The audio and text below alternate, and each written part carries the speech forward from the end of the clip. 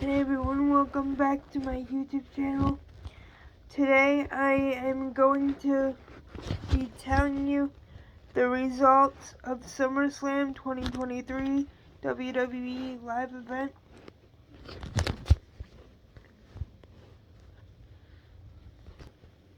Sorry about that, my allergies are killing me. But my allergies are really bad today. I don't know why. But anyway, the first match that they started off with was the Ricochet versus Logan Paul match. In that match, like I predicted, would be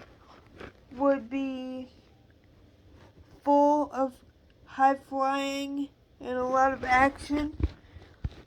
In the end of the match, Logan Paul picked up the victory by using brass knuckles. So he punched Ricochet, Logan Paul punched Ricochet, and he was able, with a little help from somebody, I don't remember who, but anyway, he had a little help from, I can't remember who, but like, he had help from somebody, and the person that was helping him handed him brass knuckles. So Logan Paul punched Ricochet in the face and was able to pick up the victory by pinfall. The next match that they did, that was after the Logan Paul match, was the Cody Rhodes versus Brock Lesnar. My prediction was that Cody Rhodes wins and shows Brock Lesnar that he is a fighter and won't back down from anyone. My prediction was right. Cody Rhodes ended up winning the match by hitting not one, not two, but three crossroads to pick up the victory by pinfall. 3 crossroads. The crossroads is his Cody Rhodes' finishing maneuver. So he hit 3 of his finishers on Brock Lesnar to pick up the win via pinfall.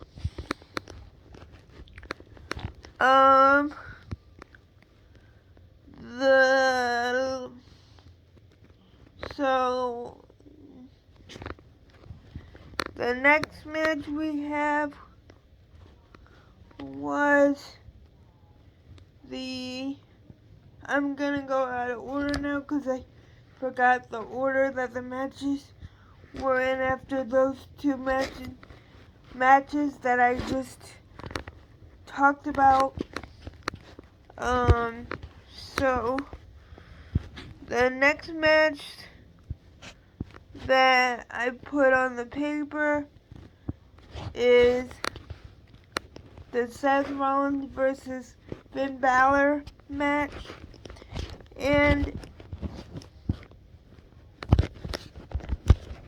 my prediction was I wanted Seth Rollins to retain, but I have a feeling that Seth Rollins is going to lose the title because the Judgment Day is holding a lot of gold right now.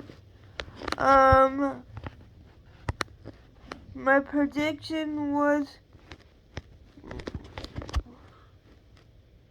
right about him retaining, but he retained the title with a little help from Damian Priest, unintentional help from Damian Priest, because if you guys don't know, recently I forgot what month it was, but they had the Money in the Bank live event, and then they have ladder matches for each woman. Each ladder match has a briefcase hanging above the rim. You have to climb the ladder and unlatch the briefcase, and whoever wins gets a title, a championship title match anytime, any place of their choosing for 1 year. So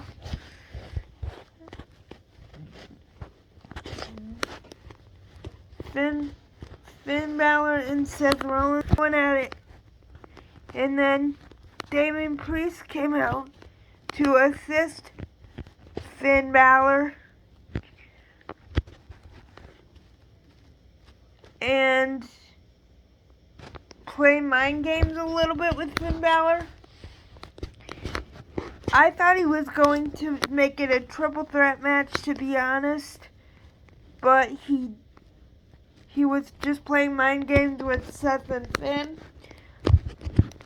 But Seth Rollins was able to pick up the victory.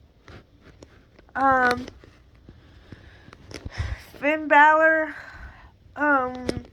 slid his money, not Finn Balor, Damian Priest slid his Money in the Bank briefcase in the ring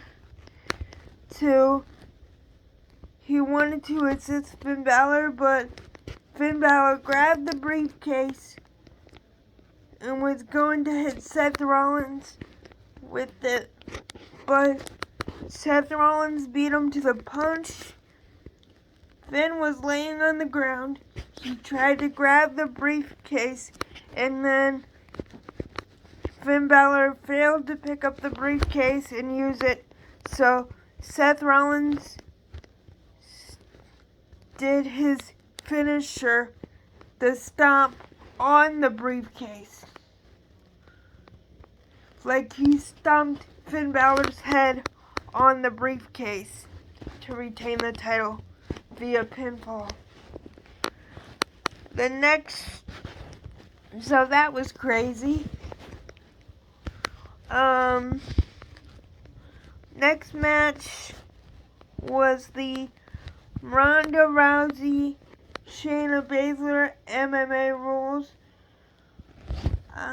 I predicted that Shayna Baszler was going to win and show Ronda Rousey that there is a new baddest woman on the planet. And Rhea won via submission. I don't remember how it ended, like what move Shayna did to win. I think it was either her finisher, I forgot, Barracuda clutch to make Ronda Rousey pass out. But yeah, it was interesting. I got to learn MMA rules just a little bit. But Shayna Baszler picked up the win via submission with the Barracuda clutch. So yeah, and then the next match that we have was the Intercontinental Championship between Gunther and Drew McIntyre, and my prediction was I thought that Drew McIntyre was going to win and take the title. It's time for someone to defend the title more. And it was a hard-hitting match, but in the end, Gunther picked up the victory via pinfall. But correct me if I'm wrong on how the matches ended, guys, because I watched the pay-per-view, trust me, but there was a ton of action, and I'm trying to remember at the top of my head how everybody won. So, Drew McIntyre and Gunther put up a heck of a match. It was hard-hitting, but Gunther ended up retaining the title match, the Intercontinental Championship. The next match that we have on the list was the WWE Women's Championship. Asuka versus Charlotte versus Bianca Belair. I predicted that either Charlotte or Bianca or Charlotte will win, because just like with Gunther, Asuka has had the title for a long time, and I'm really ready to see defending champions and more title defenses.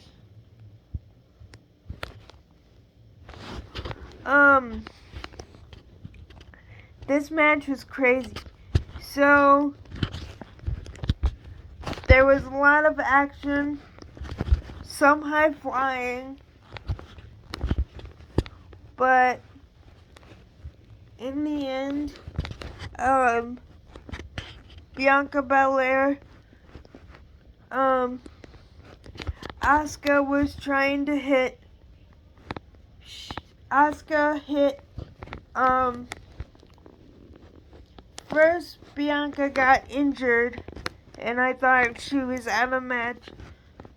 Her leg got injured, but she toughed through it and got back in the ring and finished the match. Right? So, Charlotte put Bianca Belair in the figure 8 submission hold, and then Asuka was out of the ring, knocked out of the ring at that point, and then she crawled back into the ring, and then she sprayed her mist in the face of Charlotte Flair. That gave Bianca Belair the opportunity to roll up Charlotte Flair for the 3 count, and she became the new women's champion for about 3 seconds, 5 seconds. And the reason why I say that she held the championship for 5 seconds is because Kairi Sane, just like with Damian Priest, they have a women's Money in the Bank match and a men's Money in the Bank match. So, same deal with Damian Priest. He can cash in his Money in the Bank briefcase for a title opportunity anytime, any place, anywhere, for 1 year. So Io Sky, Bayley, and Dakota Kai came down to the ring. Io Sky was running down with her briefcase, and she cashed in after the match was over, after Bianca won the championship, cashed in, and became the new women's champion, which I'm okay with, but I feel like they should have waited for a few weeks to give, because I'm a fan of Bianca Belair, so I'm on her side. I wish she was able to hold the title for a week, maybe even a month or two before she cashed it in. But she didn't. So that was kind of disappointing. But the next match, don't worry, I haven't forgotten about the tribal combat match. That match was full of twists and turns. So up next we have the Battle Royale, and that was a fun match. I did not have a certain superstar that I wanted to win the match, but I said it would be full of people flying over the top rope and a lot of action. LA Knight ended up winning the Battle Royale match, which is good for him because I think he's going to be the next guy to get a push in the company. So that's it for that match. Oh my gosh, the undisputed World Heavyweight Championship match was so good. Like, it was full of twists and turns, like I said. They went in and out. They went in the crowd. The match ended up everywhere.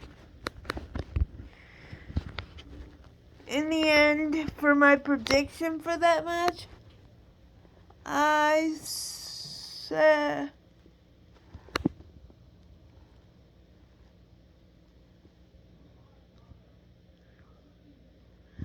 I thought Jay was gonna do it because it's about time, in my opinion, for a new WWE Undisputed Champion and have more title defenses.